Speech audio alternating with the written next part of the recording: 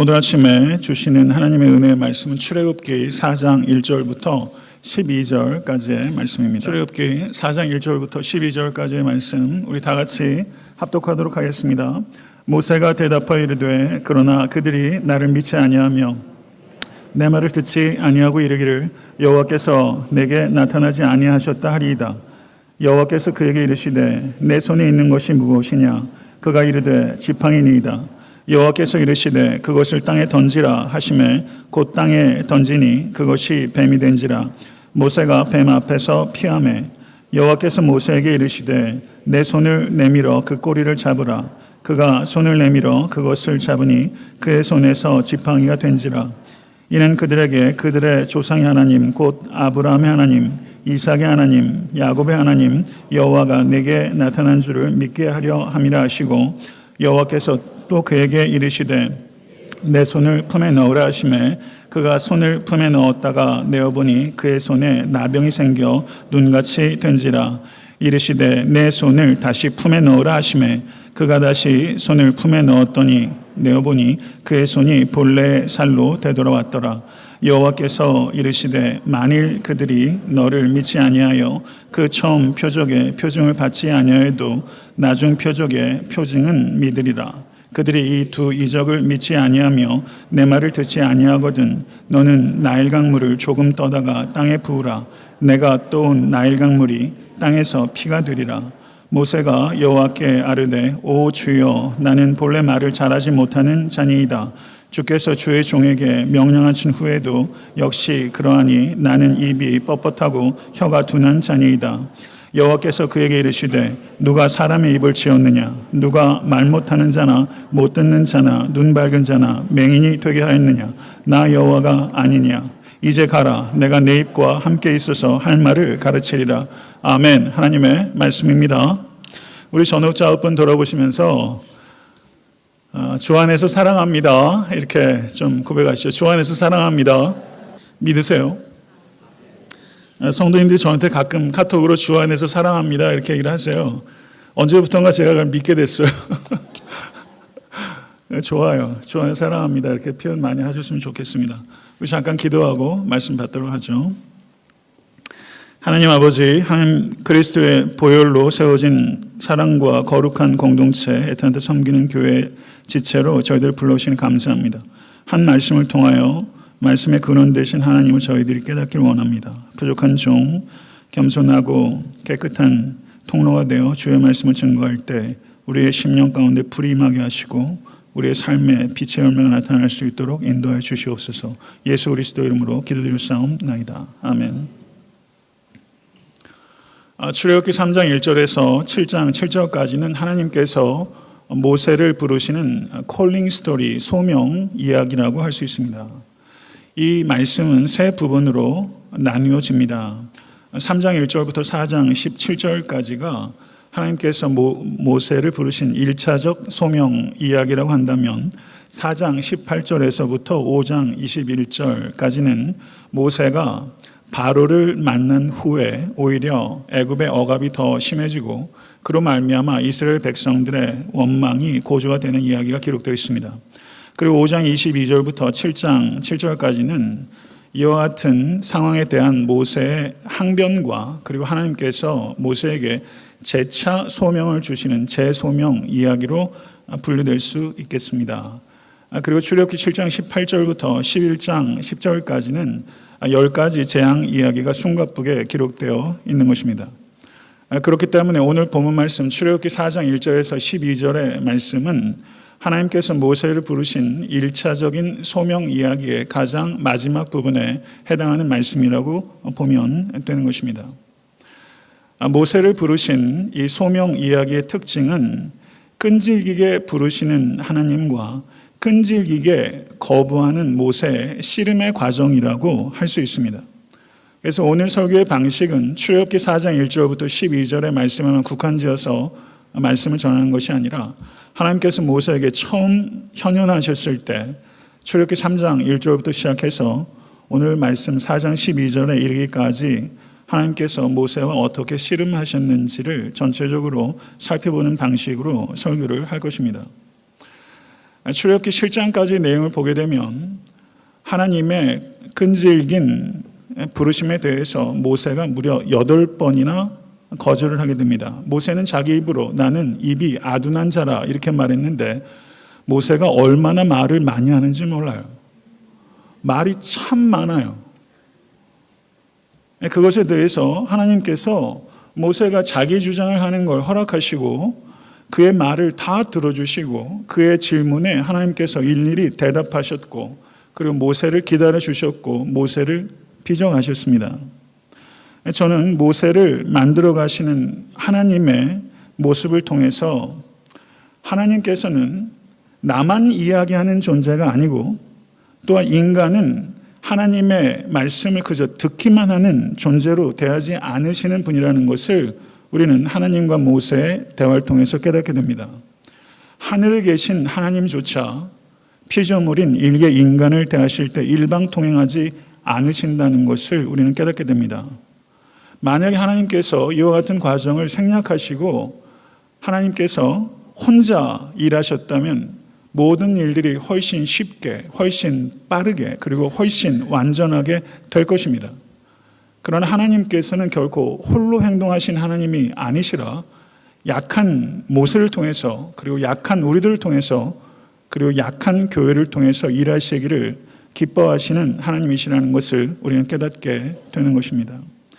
모세의 소명 이야기를 통해서 우리는 하나님께서 모세를 대하는 방식이 바로 우리들 각자를 대하는 방식이고 그리고 그 방식을 오늘 설교를 통해서 여러분과 제가 이해할 수 있게 되기를 바랍니다. 그뿐만 아니라 이 이해가 깊어지게 되면 하나님께서 그와 같은 방식으로 내가 다른 사람을 대하기를 원하신다는 것을 받아들여야만 되는 것입니다. 성도 여러분, 하나님께서 모세에게 처음 나타나신 장소는 호렙산입니다. 호렙산을 다른 말로 신의 산이라고 합니다. 그런데 이 호렙이라는 말의 뜻이 버려진 불모지라는 뜻이 있습니다. 모세의 심정이 양을 치고 있던 모세의 심정이 딱 호렙입니다. 이 모세가 그래도 애굽이라는 대제국의 왕자였는데 살인자요 도망자로 전락해서 이제 양을 치는 일을 무려 40년 동안 하고 있었습니다. 버려진 불모의 땅이라는 이름을 가진 호렙산에서 모세가 호렙으로 거기에서 양을 치고 있었던 것입니다. 하나님께서는 호렙산에 호렙으로 존재했던 버려진 땅에 버려진 인간으로 존재했던 이 모세를 찾아오셔서 그를 부르셨습니다. 그리고 하나님께서 그에게 처음 나타나시는 그 방식은 떨기나무에 임한 불로 하나님께서 모세에게 다가오셨습니다. 이 떨기나무는 대단한 나무가 아닙니다. 미디안 광야에서 흔히 발견할 수 있는 키가 아주 작은 관목류의 가시덤불, 그것이 떨기나무입니다.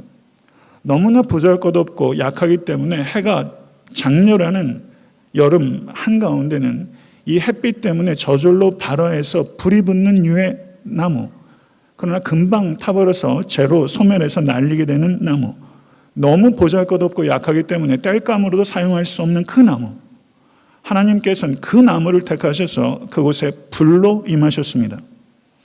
그러므로 이 떨기나무에 임한 불은 이 떨기나무를 태움으로 말미암아 지속되는 불이 아닙니다. 이 불은 떨기나무에 임한 불은 스스로 빛나는 불입니다. 스스로 빛나는 불이신 하나님께서는 다른 존재의 도움을 받아서 존재하는 존재가 아니라 스스로 자존하시는 하나님이시라는 것을 하나의 상징으로 우리에게 보여주고 있는 것입니다. 그러면 떨기나무는 무엇을 상징하는가? 그것은 바로 이스라엘 민족을 상징하는 것이고 모세를 상징하는 것이고 그리고 보잘것없고 약한 여러분과 저를 상징하는 것입니다. 이 보잘것없는 떨기나무에 불로 임하셔서 하나님께서 그 떨기나무와 함께 거하시고 떨기나무와 함께 동행하시고 떨기나무를 통해서 영광 받으시겠다는 하나님의 선언입니다. 이것이 떨기나무에 임한 불이 가지고 있는 메타포입니다. 성도 여러분, 하나님의 모세를 향한 첫 번째 부르심이 출애굽기 3장 9절 10절에 기록되어 있습니다. 이제 가라. 이스라엘 자손의 부르짖음이 내게 달하고 애굽 사람이 그들을 괴롭히는 학대도 내가 보았으니 이제 내가 너를 바로에게 보내어 너에게 내 백성 이스라엘 자손을 애굽에서 인도하여 내게 하리라. 이렇게 하나님께서 모세를 부르셨어요. 그런데 모세가 이 부르심에 어떻게 반응하냐면 내가 누구이기에 바로에게 가며 이스라엘 자손을 애굽에서 인도하여 내리까? 내가 누구이기에? 모세가 하나님의 부르심에 거절한 것은 하나님 내가 누굽니까? 이런 얘기예요. 나의 무자격함을 근거로 하나님의 부르심을 거절한 거예요. 성경에 나오는 많은 소명 기자들이 있습니다. 특별히 구약 성경에 많은 콜링 스토리가 있어요. 그런데 구약에서 하나님의 부르심을 받았던 모든 사람들이 그리고 신약의 사도들도 한결같이 자신의 무자격함을 고백했던 사람들입니다. 기드온은 뭐라고 말했냐면요. 보소서 나의 집은 므낫세 중에 극히 약하고 나는 내 아비 집에서 제일 작은 자니이다. 이사야는 나는 입술이 부정한 사람입니다. 예레미야는 주 여호와여 보소서 나는 아이라 말할 줄을 알지 못한 아이다. 성도 여러분, 스스로 무자격함을 고백하는 것은 하나님께 쓰임 받을 수 있는 유자격자라는 것을 의미하는 것입니다. 성도 여러분, 모세가 이렇게 자신의 무자격함을 들어서 거부했을 때 하나님께서 3장 12절에 곧 이어서 뭐라고 말씀하시냐면 내가 반드시 너와 함께 있으리라. I will be with you. 내가 반드시 너와 함께 있을 것이다. 하나님께서는 내가 누구기에 라고 말하면서 자신의 무자격함을 근거로 거절했던 이 모세의 생각을 교정해 주세요. 모세야, 내가 생각해야 될 근거는 내가 누구인가 하는 것이 아니라 누가 너와 함께 하는가 그거에 근거해서 생각해야 한다. 모세에게 교정해 준 건 그거예요. 성도는 우리가 정말 중요한 것은 내가 누구인가? 철학적 질문이에요. 중요한 질문이에요. 내가 누구인가? 그런데 그것을 근거로 생각하는 것을 인본주의자로 하는 것이고요. 내가 누구인가에 따라서 우리는 생각하는 사람이 아니라 누가 우리와 함께 하는가? 성도 여러분, 그와 같은 생각을 하나님께서 모세의 생각을 교정해 주고 계신 거예요. 성도 여러분, 여러분의 정체성은 무엇입니까? 우리의 정체성은 내 안에 있는 것이 아니라 하나님 안에 있는 것입니다. 내 능력의 원천은 내 안에서 나오는 것이 아니라 거룩하신 하나님으로부터 나오는 거예요. 나의 정체성이 하나님 안에 있고 나의 모든 능력의 원천이 여호와 하나님 안에 있는 것입니다. 하나님께서는 이것을 모세에게 말씀해 주셨어요. 그런데 3장 13절에 모세가 또 말을 해요. 내가 이스라엘 자손에게 가서 이르기를 너희의 조상의 하나님이 나를 너에게 보내셨다 하면 그들이 내게 묻기를 그의 이름이 무엇이냐 하리니 내가 무엇이라고 그들에게 말하리이까? 하나님에 대한 지식이 자기가 부족하다는 것을 근거로 무지를 근거로 저가 하나님의 부르심을 거절했어요. 첫 번째 거절은 내가 누구간데 라고 거절한 거라면 두 번째 거절은 하나님이 누구시간데 이렇게 거절한 거예요. 성도 여러분, 하나님께서는 인간이 질문하는 것을 불허하시는 하나님이 아니라 그 질문을 수용하시고 때로는 질문을 촉발하시고 그리고 인간의 질문에 대해서 대답하심으로 말미암아 더욱더 풍성하게 자신을 계시하시는 하나님이시라는 것을 우리는 깨달아야만 되는 것입니다. 이와 같이 하나님이 누구시기에? 라고 하나님의 이름을 당돌하게 물었더니 모세에게 대하여 하나님께서는 그 유명한 구절 나는 스스로 있는 자니라. I am who I am. 히브리 원어로 보게 되면 나는 스스로 있는 자니라 라는 번역보다는 나는 곧 나다. 이렇게 대답하는 것으로 번역하는 게 맞아요. 나는 곧 나다. 성도 여러분, 만약에 여러분이 저한테 목사님은 어떤 사람이에요? 나는 곧 납니다. 이렇게 되면 이게 어떻게 되는 거예요? 병원 예약하시겠어요? 이게 무슨 말이에요? 이건 대답하셨는데 대답하지 않으신 거예요. 그렇죠. 그런데 하나님께서 나는 곧 나다 했을 때 그 predicate, 서술이 명사가 아니라 동사입니다. 하나님은 자기의 이름을 동사로 얘기하셨어요. 이것은 하나님께서는 명사라는 한정된 개념으로 설명할 수 없는 분. 하나님께서는 하나님의 자녀들이, 그리고 이 자리에 계신 여러분과 제가 하나님을 부단히 알아가기를 간절히 원하시지만, 하나님은 인간의 인식으로 온전히 파악할 수 없는 무한히 광대하시고 무한히 심오하신 신비라는 것을 여러분과 저에게, 그리고 모세에게 말씀하고 계신 것입니다. 그럼에도 불구하고 하나님께서 이름을 주셨어요. 이름을 주셨다는 것은 하나님께서 모세에게, 이스라엘 백성에게, 그리고 여러분과 저에게 하나님께서 가까이 오기를 원하신다는 것을 나타내는 거예요. 사람과 사람 사이에서도요, 이름을 알려주지 않으면 거리가 있는 거예요.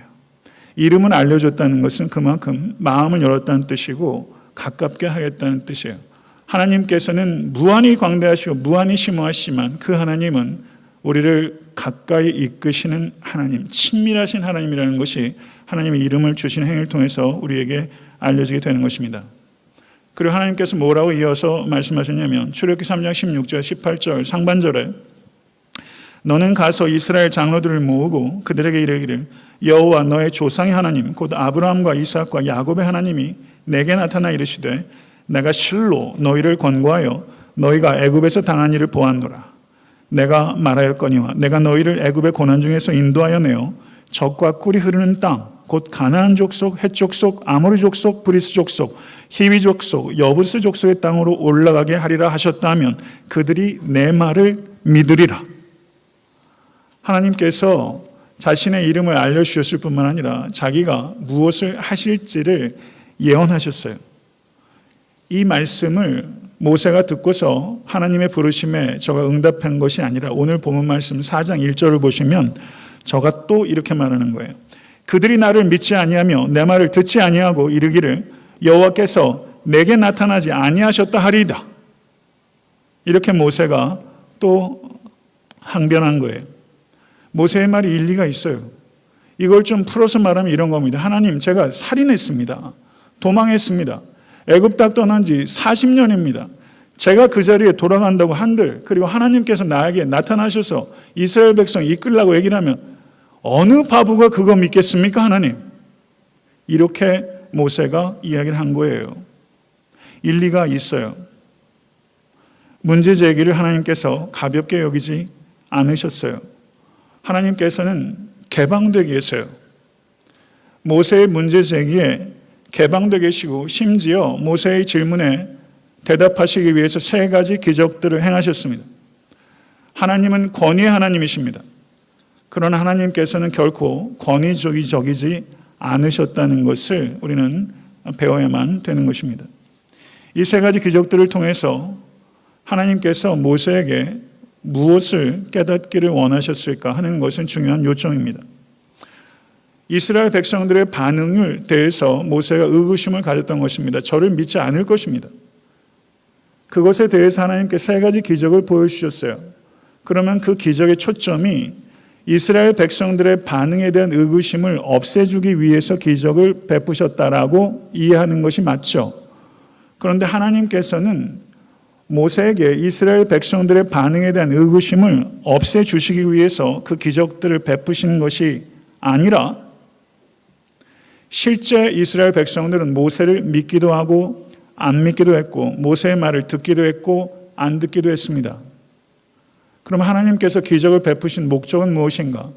백성들의 반응에 대한 의구심을 없애려고 한 것이 아니라 백성들의 반응에 초연하고 오직 여호와 하나님께만 집중할 수 있도록 하나님께서 모세에게 기적을 베푸신 거예요. 성도 여러분, 이것이 초점이에요. 우리도 인생을 살아가면서 모든 것들이 불확실해요. 많은 것들이 불확실해요. 어떻게 세상 사람들이 반응할지, 나에게 어떤 일이 닥칠지 불확실성으로 가득해요. 그 불확실성이 없을 것이라고 하나님께서 우리에게 말씀하시는 게 아니에요. 불확실성이 가득한 현실 세계 속에서 확실한 것이 하나 있는데 내가 너와 함께 할 것이다. 이것을 붙잡고 불확실성으로 가득한 세상을 믿음의 확신을 가지고 걸어갈 수 있도록 하나님께서 우리에게 보여주시는 거예요. 그럼 하나님께서 뭐라고 말씀하시냐면 지팡이를 던지라. 뱀이 됐어요. 그리고 뱀이 되었는데 그 뱀의 어디를 잡으라고 하나님께서 말씀하세요? 뱀의 꼬리를 잡으라. 뱀 꼬리 잡아보셨어요? 저는 뱀의 머리도 못 잡아요. 무서워서.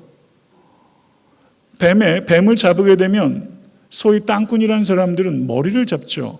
꼬리 잡으면 뱀이 물죠. 그러니까 뱀의 꼬리를 잡으라는 것은 상식에 부합하지 않아요. 여러분과 저에게 뱀의 꼬리를 잡으라는 말씀은 하진 않으세요. 그러면 이 말씀이 주는 상징은 무엇인가? 상식에 따라 살지 말고 하나님의 말씀에 따라 살라는 명령이에요. 이 명령은 여러분과 저에게 주시는 명령이에요.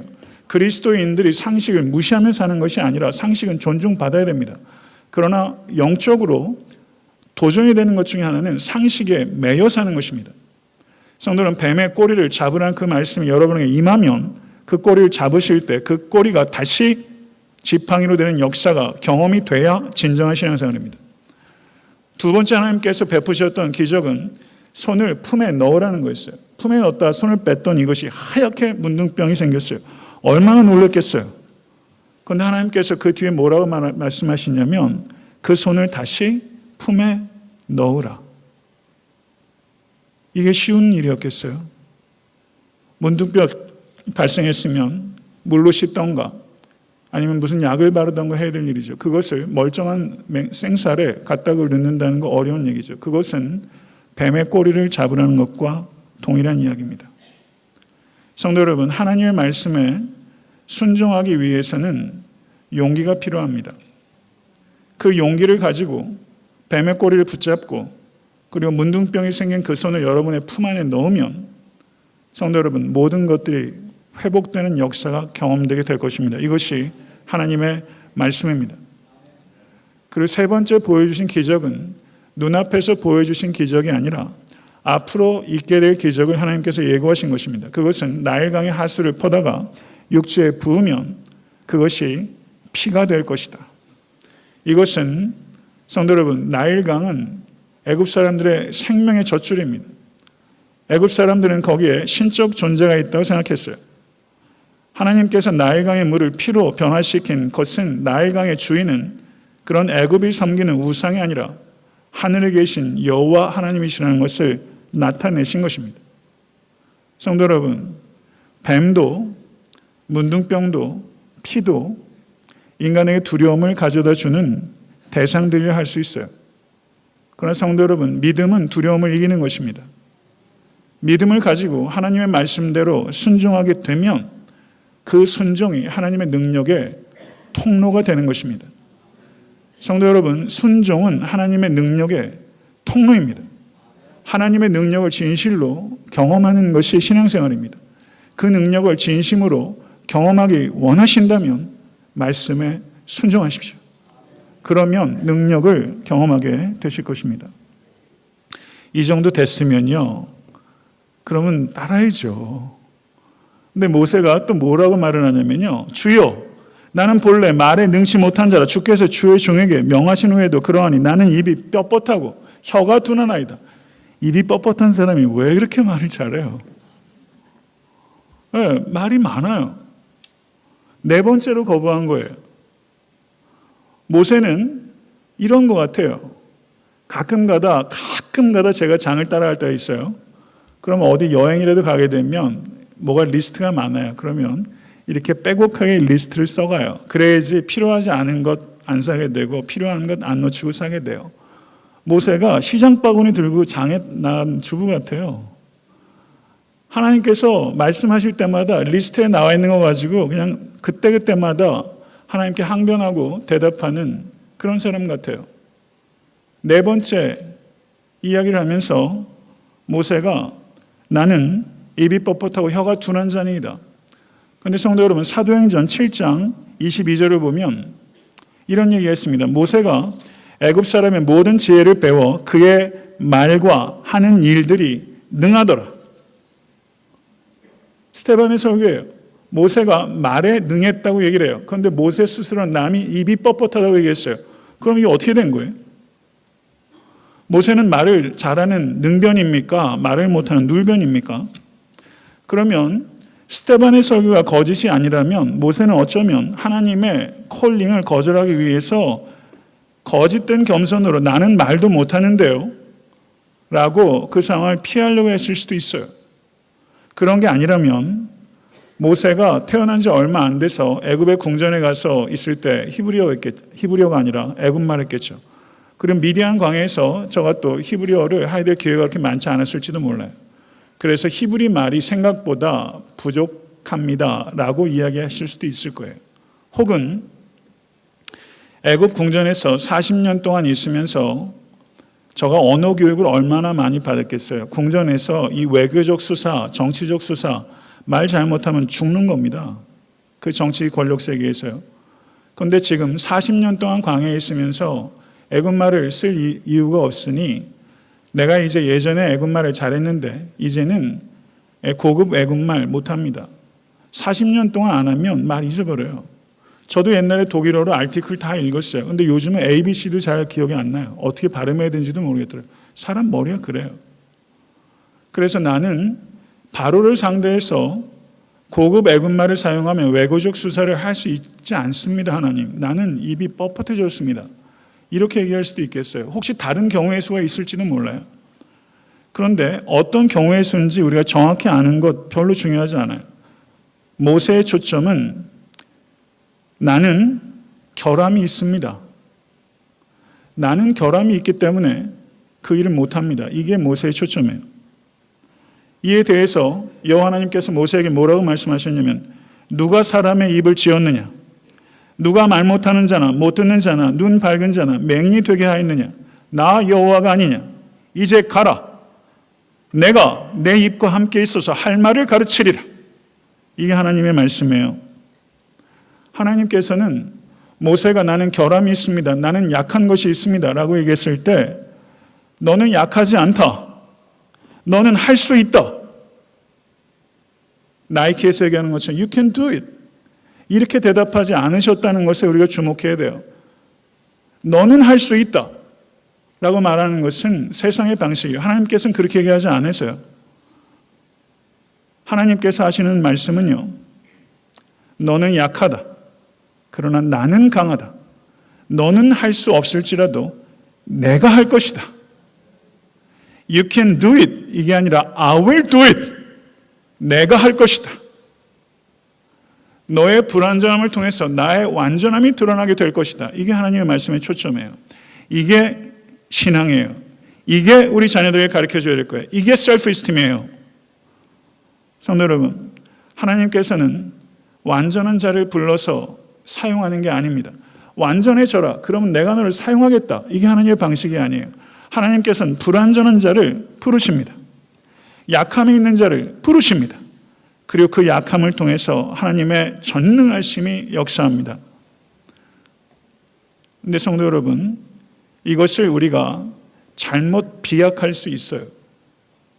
어떻게 비약할 수 있냐면요. 그러면 개인의 노력이나 개인의 재능 같은 것은 하나도 소용이 없다. 이렇게 되면 그게 비약이에요. 노력도 재능도 필요 없다. 이런 게 아니에요.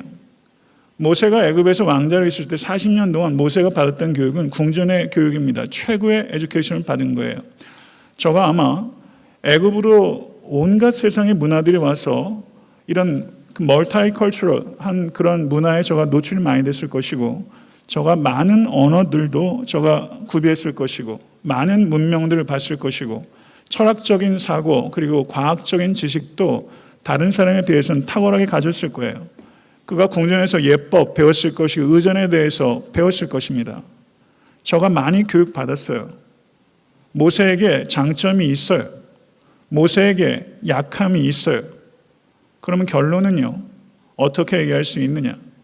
하나님께서는 내 장점 때문에 쓰시는 것도 아니고 내 약함 때문에 못 쓰시는 것도 아니고 하나님께서 내 약점, 내 장점 있는 그대로 하나님께 올려드리면 하나님께서 그것을 통해서 나를 통해서 하나님께서 역사하신다는 거예요. 장점 때문에 교만해지지도 않고 약점 때문에 자기 비하에 빠지지도 않아요. 주신 장점은 감사하고 약함은 약함 그대로 하나님께 드리는 거예요. 성도 여러분, 사사기에 등장하는 12명의 사사들이 있는데 그 중에서 두 번째 사사는 에훗입니다. 성경을 보면 이 에훗이 왼손잡이라고 번역하고 있어요. 근데 성경 원어의 의미를 보게 되면 왼손잡이라는 뜻이 아니라 오른손이 묶인 자라는 뜻입니다. 오른손이 묶인 자라는 것은 오른손이 기형이거나 오른손이 마비가 돼서 쓸 수 없는 장애를 가지고 있는 사람이라는 것을 의미하는 거예요. 오른손에 장애를 가지고 있는 자, 에훗, 이렇게 소개하고 있는 거예요. 그리고 그를 그 암흑시대 이스라엘의 사사로, 이스라엘의 구원자로 하나님께서 세우셨어요. 이 에훗에게 주어진 소명은 수많은 이스라엘 사람들을 이끌고 흰 말을 타고 적진을 뚫고 들어가는 대장군으로서 이 에훗을 부른 게 아니라 모압 왕에게 굴욕적인 피지배 민족으로서 조공을 바치는 굴욕적인 사신으로 이 에훗에게 역할이 주어졌어요. 오른손을 쓸 수 없으니 큰 칼을 오른손으로 휘두를 수 없습니다. 그렇기 때문에 모압 왕과 그 의전 담당하는 사람과 경비하는 사람들은 많은 사절 중에서 이 에훗에 대해서는 유독 경계하지 않았어요. 왜냐하면 오른손이 장애가 있었기 때문입니다. 위험한 인물로 전혀 보진 않았어요.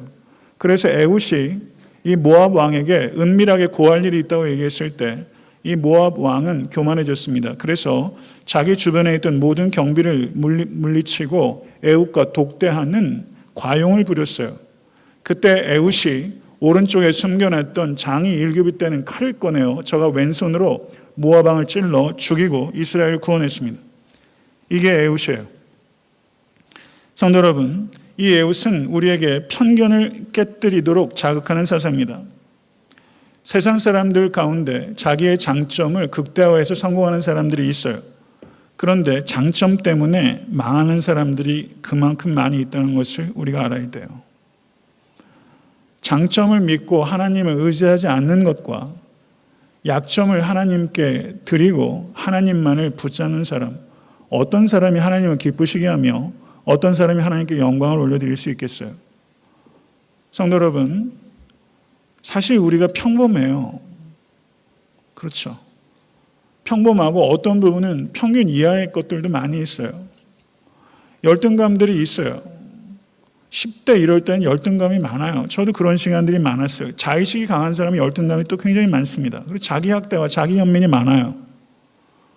성도 여러분, 혹시 이 자리에 나의 약함 때문에 아직까지 비관하고 계신 성도가 계시다면 성도 여러분, 그 비관 오늘 내려놓으실 수 있게 되기를 간절히 바랍니다. 부모가 내 약함 때문에 비관하고 있다면 우리 아이들에게도 약함이 있는데 그 아이들이 그 약함을 어떻게 견디겠어요?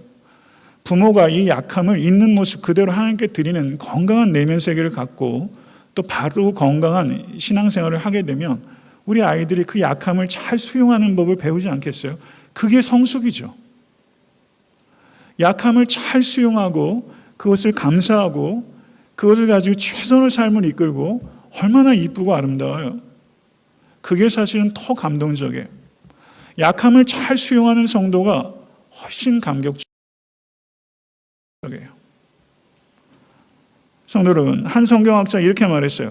오른손을 쓰지 못하던 에훗, 그는 자신의 약점 때문에 하나님을 더욱 의지하고 살았습니다. 그랬더니 주님의 오른손이 에훗의 오른손이 되어주었습니다. 여러분도 잘 작동하지 않는 오른손이 있어요. 제게도 그 오른손이 있어요.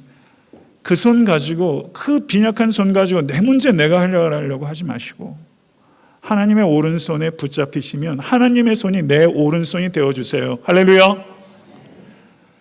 나는 내 오른손 의지하지 않고 주의 손 의지하고 살겠습니다. 이 결단 오늘 하시면 수지 받으신 거예요. 성도 여러분, 내가 만약에 너무 약해서 하나님께서 나를 쓰실 수 없다고 생각하면 하나님께서 나보다 더 약한 사람을 들어 쓰실 거예요. 후회하지 마세요. 하나님께서는 우리의 약함을 미워하지 않으세요. 로마서 8장 26절을 보면 성령도 우리의 연약함을 도우시나니, 약함을 싫어하지 않으실 뿐만 아니라 그 약함을 도우시는 하나님이시고, 사도 바울은 고린도후서 12장 9절에 내 능력이 약한 데서 온전하여 짐이라. 성도 여러분, 내가 약한 그것이 천부여 의지 없어서 손들고 주께 나아가게 되면요, 그 약함 때문에 하나님께 부르짖게 되고, 그 약함 때문에 성령의 임재를 경험해서 그 약함이 성령과 만나는 장소가 되고, 그 약함이 어느 순간부터 하나님의 능력의 통로가 돼서 이게 약함이 강함이 되는 거예요. 하나님을 의지하는 약함은 성도의 가장 강력한 강함이에요. 이게 역설이에요. 이게 신앙의 맛이에요. 성도 여러분에게 약함이 많이 있어요. 제게도 약함이 많이 있어요. 많이 있어요. 바꿀 수 있는 약함은 노력으로 고치세요. 그런데 바꿀 수 없는 약함이 많아요. 그게 문제예요. 바꿀 수 있는 약함은 노력해서 고치고, 바꿀 수 없는 약함은 기꺼이 수용하는 거예요. 바꿀 수 없는 약함을 여러분에게 주신 것은 거기에 하나님의 뜻이 있다는 뜻이에요. 그렇기 때문에 약함에 대해서는 자유한 거예요. 바꿀 수 있는 약함은 노력으로 고치고, 바꿀 수 없는 약함은 하나님의 뜻이라고 받아들이고 자유하고, 그 약함을 통해서 하나님 역사해 주세요. 완전히 하나님께 드리세요. 그 약함을. 링컨은 학력이라는 약함을 가지고 있었어요. 루즈벨트 대통령 소아막이라는 약함이 있었어요. 베토벤 귀가 안 들리는 약함이 있었어요. 얼마나 치명적이에요. 약함 때문에 더 노력하고, 약함 때문에 겸손해지고, 약함 때문에 더 사람다워지고, 약함 때문에 더 기도하고, 약함 때문에 하나님만을 붙잡고. 그 약함이 축복입니까? 저주입니까? 축복이죠. 축복이죠. 그 약함 때문에 하나님께서 영광 받으시는 거예요. 하나님이 기뻐서 어쩔 줄을 모르세요. 조현철 목사라는 젊은 목회자를 제가 우연히 알게 돼서 예전에 설교를 한번 간략하게 제가 소개한 적이 있는데, 설교를 준비하는 과정 가운데 우연히 조현철 목사 설교하는 한 내용을 보면서 설교의 제목이 장애는 은사다. 이 사람이 뇌성마비 장애가 있는 사람이에요. 그분의 설교를 한번 들어보세요.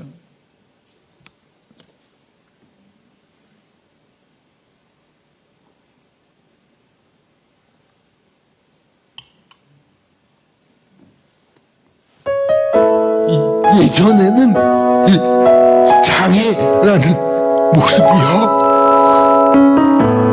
말 그대로 장애였어. 그러니까 내 인생을 가로막는 장애.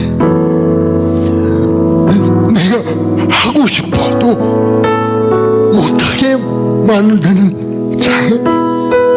이 장애가 그 장애였는데요, 예수님을 만나고 달라지게 뭐냐면 이 장애에 대한 관점이 바뀌었어. 말씀해 보니까 하나님은 약한 자를 들어 강한 자를 부끄럽게 하시네. 그렇게 기도하기 시작했어. 하나님, 약한 부분이 이 장애를 부분인데, 하나님 이 장애를 써주세요. 여러분, 저는 여러분들이 어떤 장애를 갖고 있는지 모르겠어요. 근데 사람은 누구나 다 장애가 있대요. 삶에도 장애가 있대. 마음에도 장애가 있대. 우리의 생각에도 장애가 있대. 여러분, 그 장애를 다른 사람 몰라도 여러분이 가진 장애가 뭔지 알고 계세요. 알고 있잖아요. 그런데 왜 그거 하나님 앞에 못 들고 나오세요? 하나님 앞에 들이셔서 하나님, 내가 가진 이 장애가 있는데 하나님, 나는 못 비싸게 여겨 이를 하나님의 선한 도구로 사용해 주세요. 이런 기도가 있어야 되지 않을까요?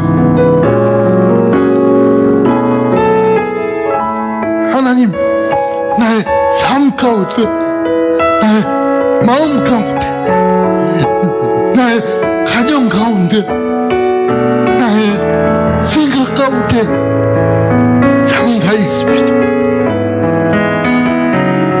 하나님, 이 장애가 남들은 모르지만 하나님, 나에게 이런 장애가 있습니다. 가정과 관계들 속에 있는 장애들을 하나님 앞에 내려놓습니다. 하나님, 이 장애를 하나님께 드리길 원합니다. 하나님, 그 장애가 이제 더 이상 나에게 장애가 아니라 하나님의 영광을 드러내는 도구로 하나님의 교회와 또 가정을 이롭게 하는 능력의 은사로 사용되게 하여 주옵소서. 하나님, 그 문제들이, 그 장애들이 축복의 통로로 바뀌게 하여 주옵소서. 아멘.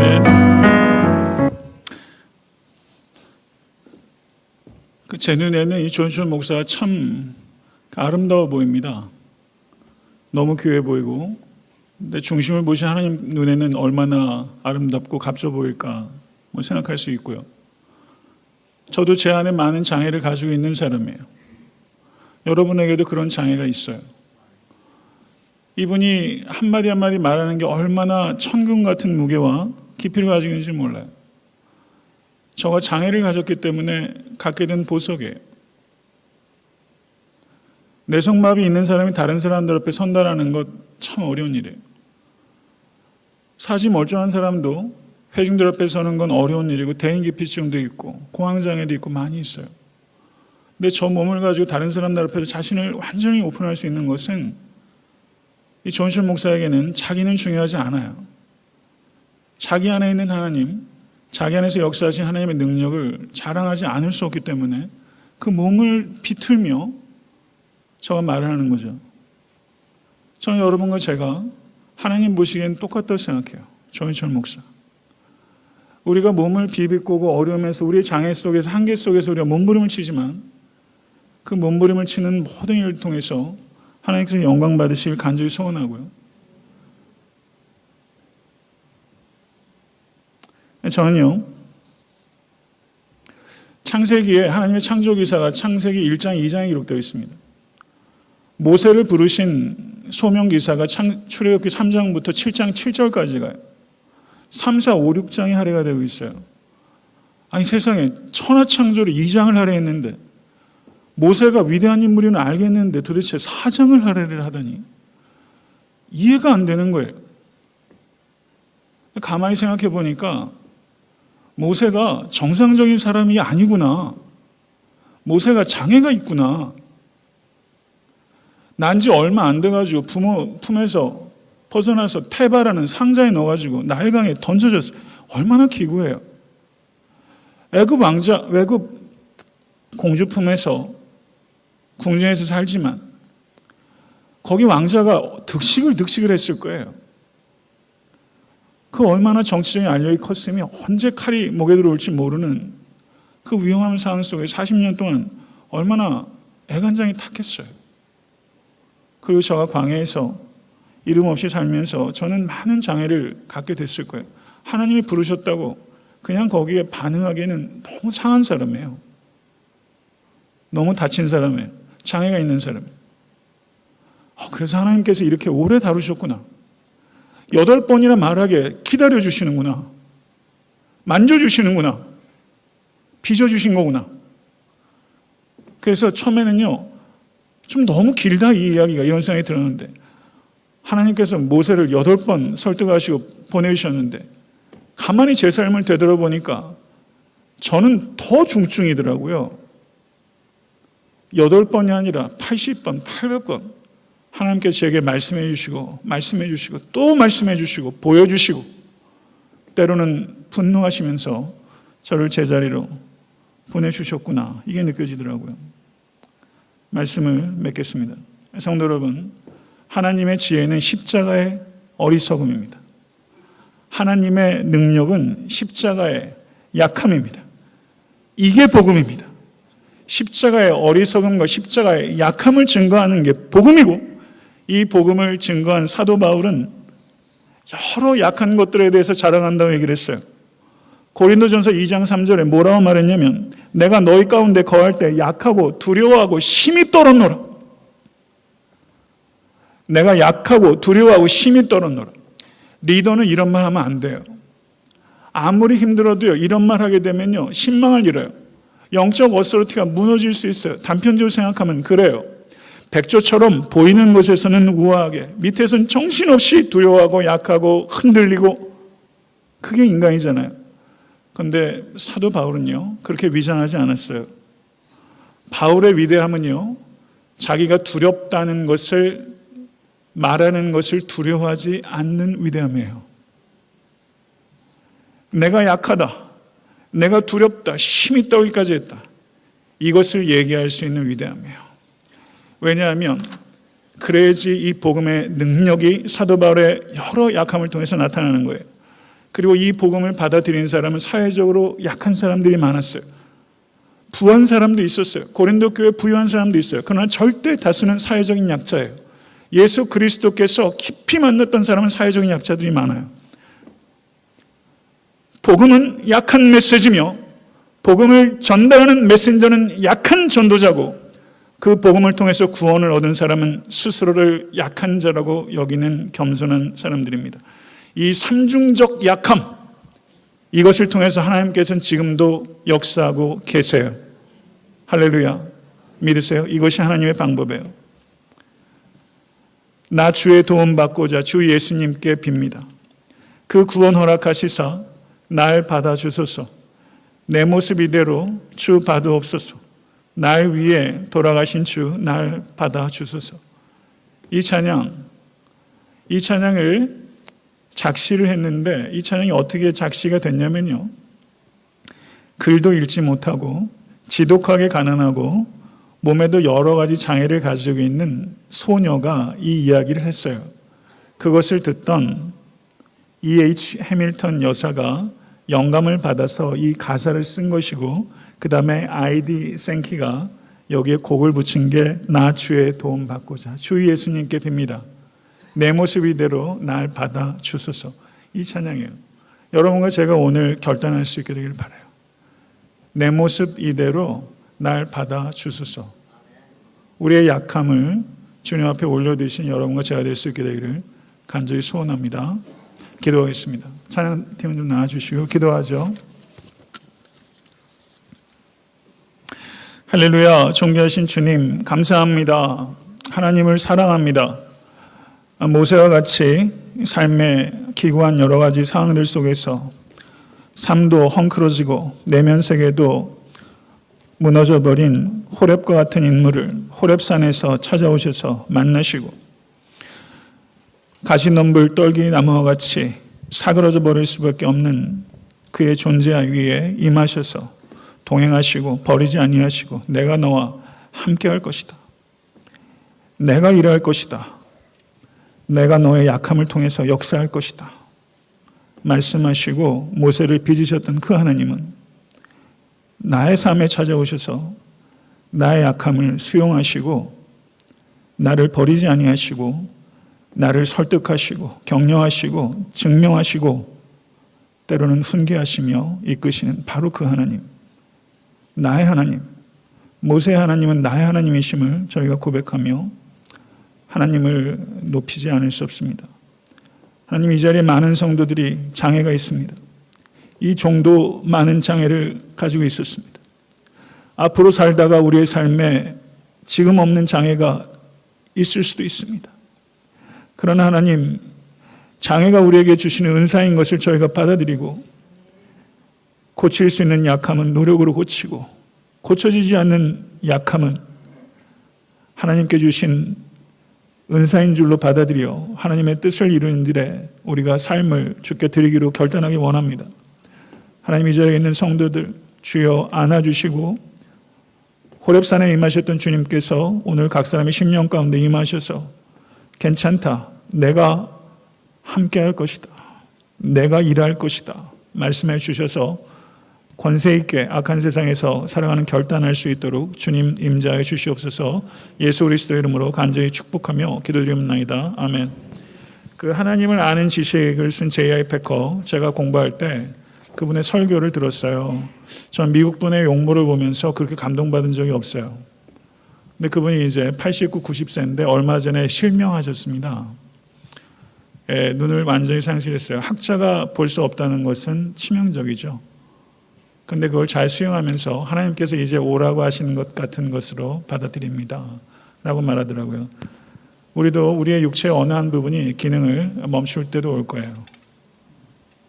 그러나 그것을 잘 수용하는 이 노신학자요, 노신앙인의 삶은 우리에게 또 많은 것들 시사하는 것 같습니다. 우리 다 같이 일어나셔서